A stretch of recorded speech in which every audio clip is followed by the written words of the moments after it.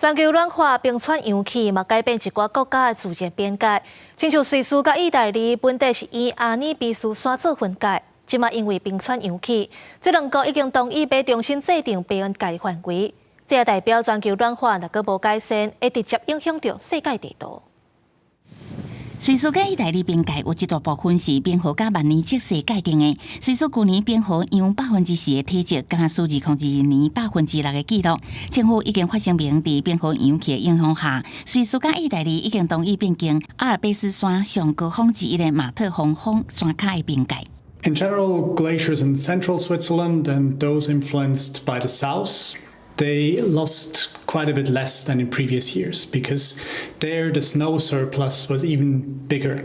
However, we've also seen some glaciers, for example, in northeastern Switzerland, that have lost very much ice despite having a lot of snow on them. 专家表示，全球暖化情况愈来愈严重，冰河扬起好像无减慢的迹象。总讲全球气温保持伫巴黎气候协定摄氏1.5度目标升复内，嘛无啥可能会当解救这冰川。全球可能会有一半的冰河会伫2100年消失，并引起骨牌效应。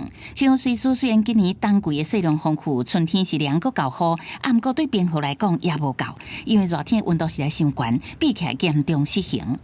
If the trend continues that we have seen in this year, this will be a disaster for Swiss glaciers. They will completely or almost completely disappear by the end of the century. 瑞士政府9月27日正式批准，伫2023年就得到变更边界协议。意大利是还阁咧走程序，若是双方签字，安尼就会当公布协议，互各界会当知影新边界的详细内容。当全球暖化会当直接影响世界地图，也搁再凸显这项议题的紧迫性甲真实感。公司新闻吴文玲编译。